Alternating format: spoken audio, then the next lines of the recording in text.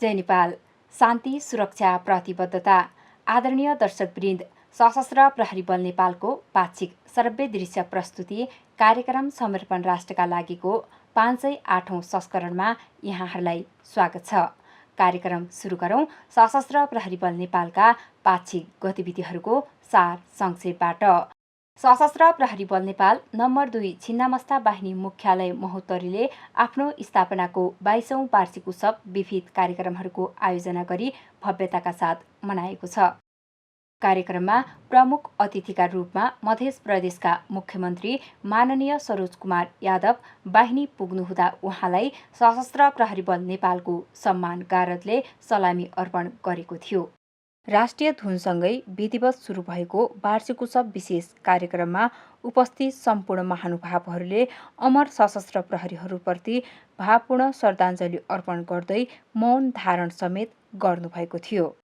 So पश्चात प्रमुख अतिथि माननीय मुख्यमन्त्री यादवले पानसमा दीप प्रज्वलन गर्नुभएको थियो। उहाँले 22औं वार्षिक उत्सवको अवसरमा आयोजित खेलकुद प्रतियोगितामा विजयी हुने टिमलाई पुरस्कार तथा ट्रफी प्रदान गर्नुहुँदै शुभकामना मन्तव्य प्रस्तुत गर्नुभएको थियो। यसका साथै मानव स्रोत विभाग प्रमुख सशस्त्र प्रहरी अतिरिक्त महानिरीक्षक चन्द्रप्रकाश गौतमले बाहिनी तथा मातहतका इकाइहरूमा कार्यरत रही वर्षभरिमा उत्कृष्ट कार्य गर्ने राष्ट्र सेवकहरूलाई पुरस्कार तथा प्रशंसा पत्र प्रदान गर्नुहुँदै शुभकामना मन्तव्य प्रस्तुत गर्नुभएको थियो। समारोहमा बाहिनीपति सशस्त्र प्रहरी नायब महानिरीक्षक दिपेन्द्र शाहले धन्यवाद ज्ञापन गर्नुभएको थियो। कार्यक्रममा सशस्त्र प्रहरी राष्ट्र सेवकहरू तथा नेपाल एपीएफ ठाकुरदेवी जोगेन्द्र भगत स्कुलका विद्यार्थीहरूद्वारा विविध सांस्कृतिक नृत्यहरू समेत प्रस्तुत गरिएका थिए। वार्षिक उत्सव विशेष कार्यक्रममा प्रदेश तथा जिल्ला स्थित निजामती, नेपाली सेना, नेपाल प्रहरी, सशस्त्र प्रहरी बल नेपाल तथा राष्ट्रिय अनुसन्धान विभागका प्रमुख तथा प्रतिनिधिहरू, विभिन्न सङ्घ संस्थाका प्रतिनिधिहरू, उद्योगपतिहरू, समाजसेवीहरू लगायत विज्ञ सञ्चारकर्मीहरूको समेत उपस्थिति रहेको थियो। यसैगरी वार्षिक उत्सवकै अवसर पारी प्रदेश स्थित विभिन्न स्थानहरूमा रहेका धार्मिक मठ मन्दिर, तीर्थस्थल, पार्टी पौवा लगायत सार्वजनिक स्थलहरूमा सरसफाई, रक्तदान लगायतका विभिन्न सामाजिक क्रियाकलापहरू एवं सचेतनामूलक प्रशिक्षणहरू समेत सञ्चालन गरिएको बाहिनीले जनाएको छ।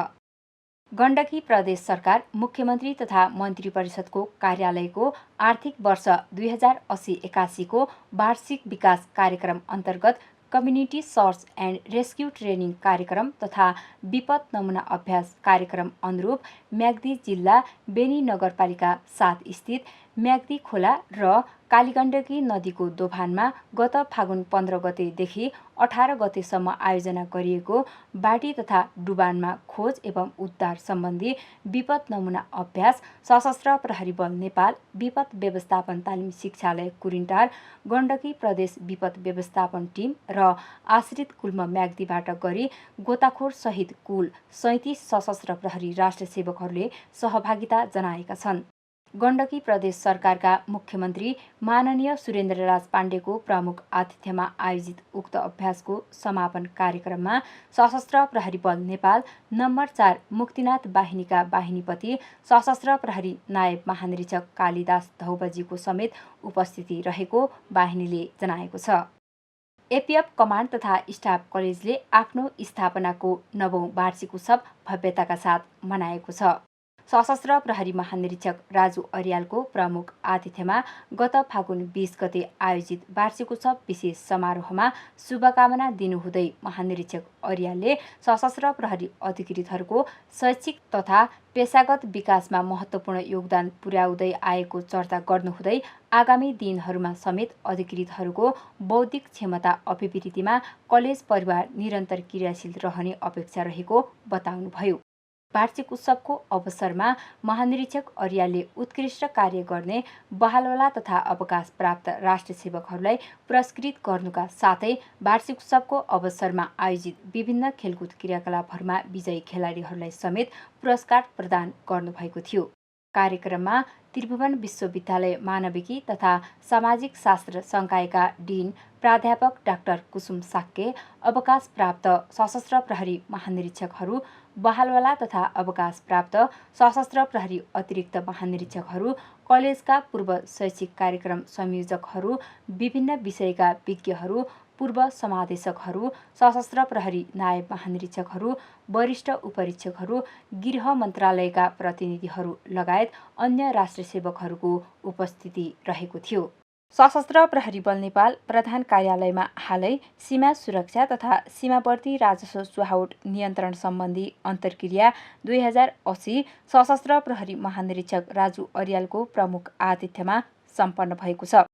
गत फागुन 30 गते प्रधान कार्यालयमा आयोजित उक्त अन्तर्क्रिया कार्यक्रमको समापन सत्रमा उपस्थित अधिकृतहरूलाई निर्देशन दिनुहुँदै महानिरीक्षक अर्यालले भौगोलिक सीमाको रक्षा गर्दै सङ्गठनलाई प्राप्त सीमा सुरक्षाको जिम्मेवारीलाई थप प्रभावकारी ढङ्गबाट निर्वाह गर्नका लागि सकल दर्जाका अधिकृतहरूले सरोकारवाला सबै निकायहरूसँग समन्वय र सहकार्य गर्दै सीमा क्षेत्रमा हुन सक्ने अपराजन्य क्रियाकलापहरूको नियन्त्रणमा ध्यान दिनुपर्ने बताउनुभयो।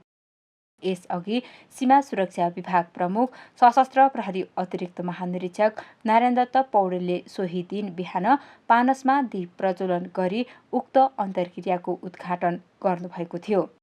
कार्यक्रममा पूर्व सचिव डाक्टर गोविन्द कुसुम, पूर्व सचिव सिसी ढुङ्गाना, अवकाश प्राप्त प्रहरी अतिरिक्त महानिरीक्षक बम बहादुर भण्डारी, सह प्राध्यापक डाक्टर बलराम प्रसाद राउत, अवकाश प्राप्त प्रहरी नायब महानिरीक्षक डाक्टर राजीव सुब्बा र उपप्राध्यापक अपूर्व खतिवडाले सीमा सम्बन्धी विषयमा आधारित रही प्रस्तुतिकरण गर्नुभएको थियो। कार्यक्रममा सशस्त्र प्रहरी अतिरिक्त महानिरीक्षकहरू, नायब महानिरीक्षकहरू, वरिष्ठ उपरीक्षकहरू लगायत अन्य सिनियर अधिकृतहरूको उपस्थिति रहेको थियो। संयुक्त राष्ट्रसङ्घको अनुरोधमा शान्ति स्थापनार्थ दक्षिण सुडानमा तैनात सशस्त्र प्रहरी राष्ट्रिय सेवकहरूको मेडल परेड सम्पन्न भएको छ। अनमिसका एसआरएससी निकोलस हाइसमको प्रमुख आतिथ्यमा गत फागुन 16 गते विशेष कार्यक्रमको आयोजना गरी अनमिस नेपाल एफपीयूमा कार्यरत 180 जना र अनपोल नेप्लिज कन्टिजेन्टमा आइपिएसका रूपमा कार्यरत 47 राष्ट्रिय सेवकहरूको मेडल परेड कार्यक्रम सम्पन्न भएको दक्षिण सुडानको राजधानी जुबा स्थित नेप एफपीयू 1 अनमिसले जनाएको छ। सशस्त्र प्रहरी परिवार महिला सङ्घले सीमावासीसँग सशस्त्र प्रहरी कार्यक्रम अन्तर्गत गत फागुन 26 गते रौतहट जिल्ला परोहा नगरपालिका 4 लौकाहामा नेपाल एपीएफ अस्पतालका विशेषज्ञ चिकित्सकहरूसँगको सहकार्यमा बृहत निशुल्क स्वास्थ्य शिविर आयोजना गरेको छ। सङ्घकी केन्द्रीय अध्यक्ष श्रीमती अनिता लामिछाने अर्यालको प्रमुख आतिथ्यमा आयोजित उक्त स्वास्थ्य शिविरमा साधारण स्वास्थ्य परीक्षण, स्त्री तथा प्रसुति रोग, नाक, कान, घाँटी, दाँत, आँखा लगायत अन्य विभिन्न रोगहरू सम्बन्धी निशुल्क स्वास्थ्य सेवा उपलब्ध गराइएको थियो। यसैगरी सशस्त्र प्रहरी परिवार महिला सङ्घ र युएनडिपी नेपालको संयुक्त आयोजनामा 114औं अन्तर्राष्ट्रिय नारी दिवसको अवसर पारी काठमाडौँ जिल्ला तारकेश्वर नगरपालिकामा रहेको पृथ्वी नारायण माध्यमिक विद्यालयमा कक्षा 9मा अध्ययनरत विद्यार्थीहरूलाई सङ्घकी अध्यक्ष श्रीमती अनिता लामिछाने अर्यालको प्रमुख आतिथ्यमा गत फागुन 22 गते नेतृत्व क्षमता विकास सम्बन्धी कक्षा सञ्चालन गरिएको थियो। कार्यक्रममा सङ्घका उपाध्यक्ष एवं पदाधिकारीहरूको समेत उपस्थिति रहेको प्रधान कार्यालय स्थित महिला समन्वय सेलले जनाएको छ। संयुक्त राष्ट्रसङ्घको कार्यालयीय भाषाहरूमध्ये फ्रेन्च भाषामा समेत सशस्त्र प्रहरी राष्ट्र सेवकहरूलाई दक्ष बनाउने उद्देश्य अनुरूप अलायन्स फ्रान्से काठमाडौँसँग सहकार्य गर्दै सन् 2023 को अगस्त 20बाट सशस्त्र प्रहरी बल नेपाल प्रधान कार्यालयमा सञ्चालन गरिएको फ्रेन्च भाषा कोर्सको हालै समापन भएको छ। मानव स्रोत विभाग प्रमुख सशस्त्र प्रहरी अतिरिक्त महानिरीक्षक चन्द्रप्रकाश गौतमको प्रमुख आतिथ्यमा गत फागुन 24 गते प्रधान कार्यालयमा आयोजित समापन कार्यक्रममा शुभकामना तथा निर्देशन दिनुहुँदै अतिरिक्त महानिरीक्षक गौतमले फ्रेन्च भाषाको उपादेयताका बारेमा समेत चर्चा गर्नुभएको थियो। कार्यक्रममा अतिरिक्त महानिरीक्षक गौतमले सहभागी अधिकृतहरूलाई प्रमाणपत्र तथा प्रशिक्षार्थीहरूलाई प्रशंसा पत्र प्रदान गर्नुभएको थियो। कार्यक्रममा अलायन्स फ्रसे काठमाडौँकी डिरेक्टर एन लौर पटिलले समेत कोर्सको संक्षिप्त जानकारी सहितको मन्तव्य प्रस्तुत गर्नुभएको थियो। 6 महिना अवधिको उक्त भाषा कक्षामा कुल 30 अधिकृतहरूको सहभागिता रहेको थियो। यसैगरी सशस्त्र प्रहरी बल नेपाल पाथिभारा तालिम शिक्षालय झापाले पनि सशस्त्र प्रहरी अतिरिक्त महानिरीक्षक चन्द्रप्रकाश गौतमको प्रमुख आतिथ्यमा विविध कार्यक्रमहरूको आयोजना गरी आफ्नो स्थापनाको 21औं वार्षिक उत्सव भव्यताका साथ मनाएको छ। गत फागुन 29 गते शिक्षालयमा आयोजित वार्षिक उत्सव विशेष कार्यक्रममा वर्षभरिमा उत्कृष्ट कार्य गर्ने राष्ट्र सेवकहरूलाई पुरस्कार तथा प्रशंसा पत्र वितरण, वार्षिक उत्सवको अवसरमा आयोजना भएका विभिन्न खेलकुद प्रतियोगिताहरूमा विजयी खेलाडीहरूलाई पदक, ट्रफी तथा प्रशंसा पत्र प्रदान गर्नुका साथै अवकाश प्राप्त राष्ट्रिय सेवकहरू एवं शिक्षालयलाई विभिन्न क्षेत्रबाट अनुकरणीय योगदान पुर्याउनुहुने महानुभावहरू र अमर सशस्त्र प्रहरीका परिवारजनलाई सम्मान तथा कदर पत्र प्रदान गरिएको थियो।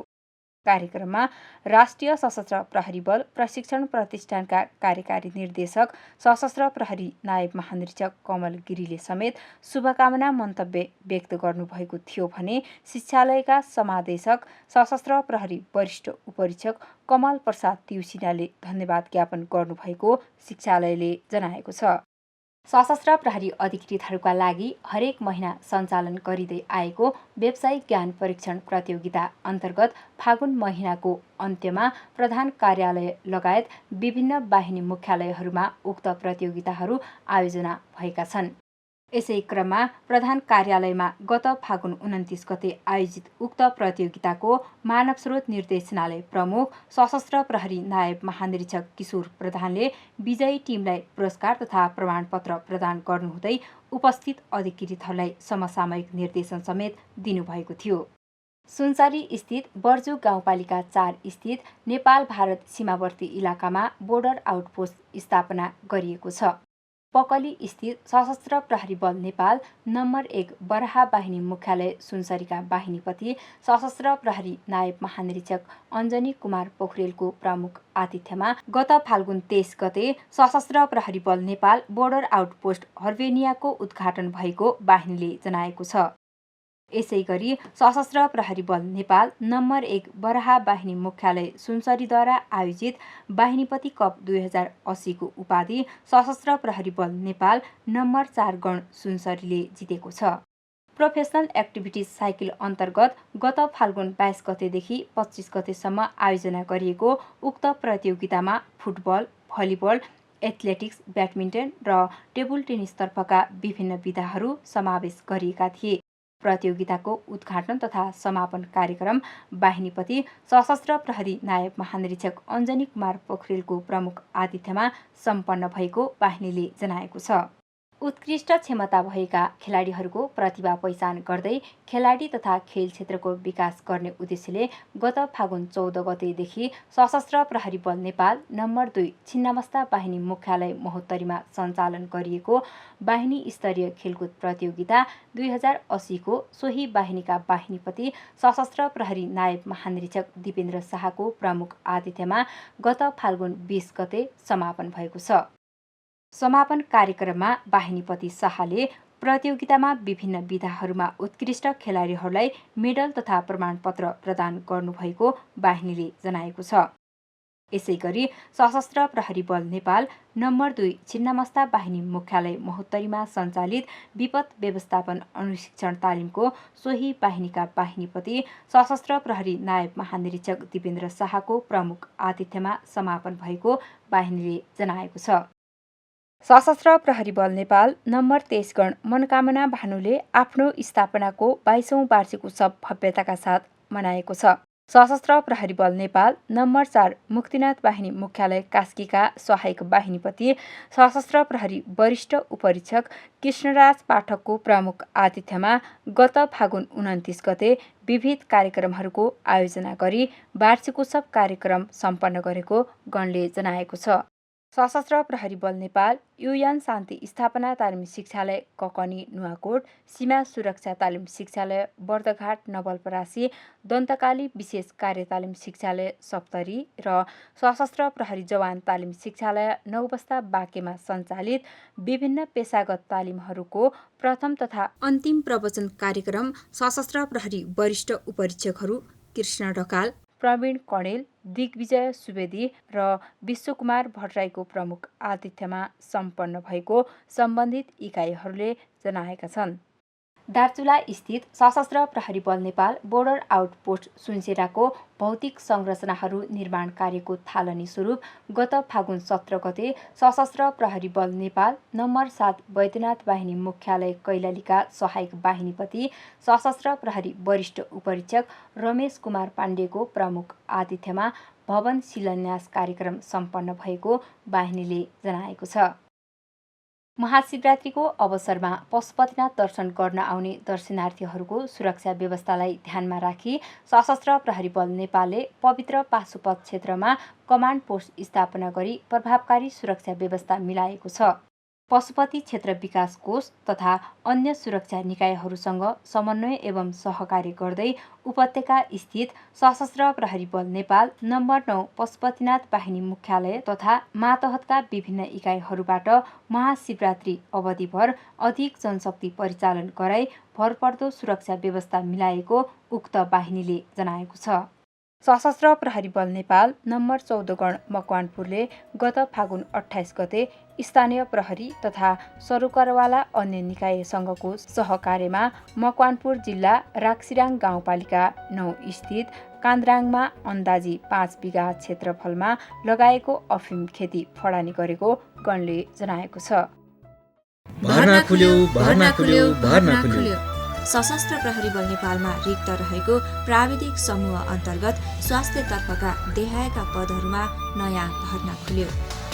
पद तथा माग संख्या: प्राविधिक सशस्त्र प्रहरी निरीक्षक चिकित्सक 11 जना, प्राविधिक सशस्त्र प्रहरी निरीक्षक बीडीएस 3 जना, प्राविधिक सशस्त्र प्रहरी नायब निरीक्षक स्टाफ नर्स 5 जना, प्राविधिक सशस्त्र प्रहरी नायब निरीक्षक ल्याब टेक्निसियन 2 जना, प्राविधिक सशस्त्र प्रहरी नायब निरीक्षक फिजियोथेरापिस्ट 1 जना, प्राविधिक सशस्त्र प्रहरी नायब निरीक्षक रेडियोग्राफर 2 जना।